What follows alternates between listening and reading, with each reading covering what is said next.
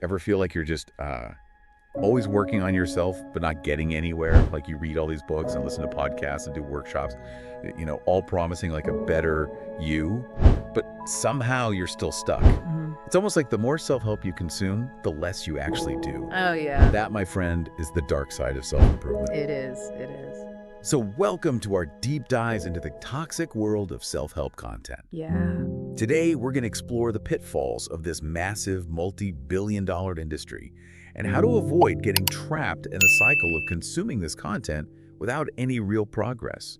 We've got two YouTubers' experiences to unpack, and to help us navigate all this, we have our expert. Happy to be here. Okay, so we got three key questions to explore today. First, what's the biggest trap that people fall into with self-help? The one that keeps them just spinning their wheels. Yeah. Second, how does the self-help industry actually profit from keeping people stuck? And finally, is there such a thing as too much positivity in hustle culture? Too much of a good thing can be a bad thing, right? Exactly. Let's tackle that first question, the biggest trap. Okay. It might sound strange, but think of self-help like a drug, right? We all know the feeling. You finish a motivating book, or, you listen to an inspiring podcast and you're pumped, you're ready to conquer the world, but that feeling fades, doesn't it? And then you're left craving another hit, another, boost of inspiration. I see. That's the dopamine loop. Okay. Your brain gets a reward for consuming self-help content, even if you haven't actually done anything. So it's like tricking you into feeling good, even though you haven't really made progress. It's it. Exactly.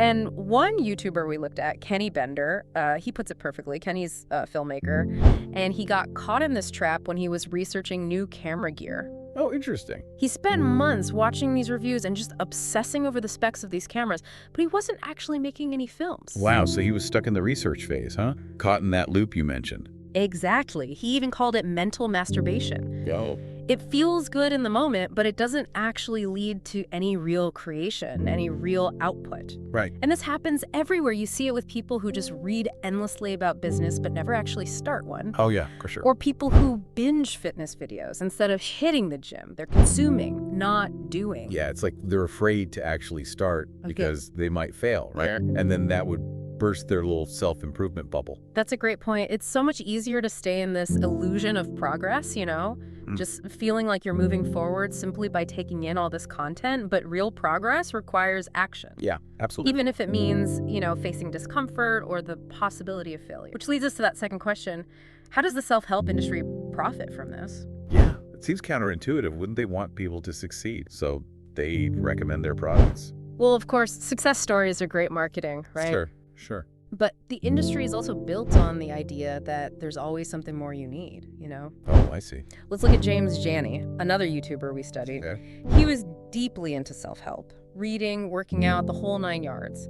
But he eventually realized that the industry thrives on selling this next big thing. So it's not about achieving lasting change, but about keeping people hooked on that promise of it. Exactly.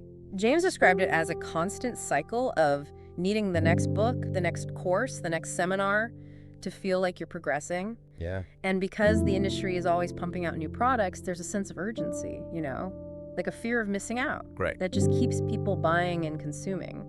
It's like fast fashion for the mind. It is. Always chasing the next trend, never truly satisfied. Right. But this focus on constant consumption, that's got to have consequences, right? Oh, absolutely. So that leads us to our third question. Can there be too much positivity in hustle culture? Absolutely. Let's stick with James's story for a moment. He was all about that good vibes only mantra that's so prevalent in self-help. But when he started losing his passion for acting, he felt like he couldn't even admit it to himself. Because admitting those negative feelings would mean he wasn't succeeding at self-improvement. Exactly. He was trapped in the self-help bubble where only positivity was allowed. But ignoring those negative emotions, that doesn't make them go away. Right. It just prevents you from dealing with them healthily. Yeah. And that's where the hustle culture mentality can also become detrimental. This idea that you have to be on and grinding 24/7 to be successful. Yes, exactly. While hard work is definitely important, the constant hustle message often overlooks the need for rest, self-care, and working smart. Yeah. James had this great analogy. You can be working 24/7 on your fitness blog, pumping out tons of content. But if you haven't taken the time to, define your unique value, to figure out what your audience actually needs, you're likely to burn out and just see minimal results. So it's not just about working hard, but about working on the right things in a sustainable way. Exactly. And that's where the trap of toxic positivity and hustle culture comes in. They can feed that self-help addiction, making you feel like you're constantly falling short. Right. And that you need to buy the next product or program to fix it. So we've established that there are some serious downsides to the self-help world. Yeah. But let's be clear, like not all self-help is bad. Oh, for sure. Kenny and James both talked about resources that genuinely help them. Yes, they did. So how do we separate the wheat from the chaff, so to speak? It's all about mindful consumption and asking the right questions. So it's about being like an active participant in your self-improvement, not just passively consuming whatever's out there. Exactly, exactly. Ask yourself, is this content really truly aligned with like my values and my goals? Does it inspire me to actually take action? Or is it just feeding that dopamine loop, that illusion of progress? Right. And it's about recognizing that, real change takes time. It takes effort. There's no magic bullet. There really isn't no quick fix. James talked about the benefits of practical, actionable advice, like he found value in books that address specific challenges he was facing, and practices like, exercise, meditation, healthy eating. These are things that require consistent effort, not just, a quick burst of inspiration. So it's finding what works for you and committing to the process. Absolutely. And being willing to experiment and even fail along the way. Well, yeah. Failure is often seen as a setback, but it can be an incredible learning opportunity. Remember Thomas Edison's famous quote? He said, "I haven't failed. I've just found 10,000 ways that won't work." Oh, I love that. It's about reframing failure as part of the journey, not the end of it. Exactly. And it's important to remember that, self-improvement is a journey, not a destination. There's no finish line. There's no point at which you've arrived. It's about continuous growth, continuous evolution. And that growth doesn't have to be linear. There will be ups, there will be downs. Yeah. Periods of intense progress and times when you feel stuck. Absolutely. That's where self-compassion comes in. It's okay to not be okay, to acknowledge your struggles, and to give yourself some grace. The self-help world, it often pushes this idea of constant positivity, relentless hustle. Right. But it's important to remember that you are a whole person, with flaws and strengths. And it's okay to not be on all the time. Yeah, that's such an important message, especially in today's world. This hyper-productive, always connected world, we're constantly bombarded with messages about, optimizing ourselves, being more efficient, more productive. But it's crucial to remember that your worth isn't tied to your output. You are inherently worthy, just as you are. Beautifully said. And sometimes the best self-help is the kind that helps you to simply be more present and accepting of yourself as you are, rather than constantly striving to be someone better, So as we wrap up our deep dive into this sometimes toxic world of self-help, what are some key takeaways you hope our listeners will remember? First and foremost, I hope they remember that self-help can be a powerful tool for growth.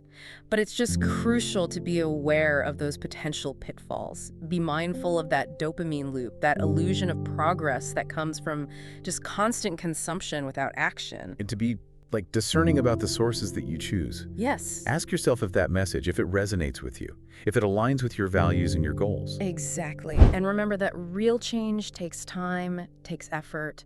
Be patient with yourself, experiment, and don't be afraid to fail. Embrace the journey with all of its ups and downs. And most importantly, be kind to yourself. Yes. You are not your productivity, your hustle, or your positivity. You are inherently worthy, just as you are. Well said. I think that's a beautiful message to end on. Thanks for joining us for this exploration of the self-help landscape. It can be a tricky terrain to navigate, but with awareness and critical thinking, you can find those tools and resources that truly support your growth and your well-being. It's been a pleasure being here. And to our listeners, remember, the most important journey you'll ever take is the journey inward. So be kind to yourself, trust your intuition, and keep moving forward one step at a time. It's about finding that balance, between inspiration and action, self-improvement and self-acceptance. Yeah, precisely. And recognizing that, the journey itself is where the growth really happens. It's not just about the destination. So the next time you reach for that self-help book or podcast, don't just passively consume it. Engage with it critically. Yeah. Ask yourself, does this resonate with me? Does it inspire me to take action that aligns with my values? Exactly. And remember, you don't have to buy into like every new trend or quick fix out there. It's about finding what truly works for you and committing to the process, even when it gets messy or challenging. Because let's face it, like real growth rarely happens in a perfectly curated Instagram feed. Right. It's in those methy, imperfect moments that we truly learn and evolve. That's where the resilience comes in. That's where the self-compassion comes in. Yeah. It's okay to stumble, to have setbacks. It's about getting back up, learning from those experiences, and just continuing to move forward. And sometimes, the most profound self-improvement comes from simply allowing ourselves to just be, to accept ourselves, with all our flaws and our imperfections. Absolutely. It's about finding that inner peace, and contentment that comes from knowing that you are enough just as you are. I think that's a powerful message to leave our listeners with. Thank you so much for joining us on this deep dive into the world of self-help. Oh, of course. It's a complex landscape, but with awareness, with a critical eye, you can navigate it in a way that truly supports your growth and well-being. It's been a pleasure. And to our listeners, remember, the most transformative journeys, they often begin with a single step. So be kind to yourself, trust your intuition, and keep moving forward, one step at a time.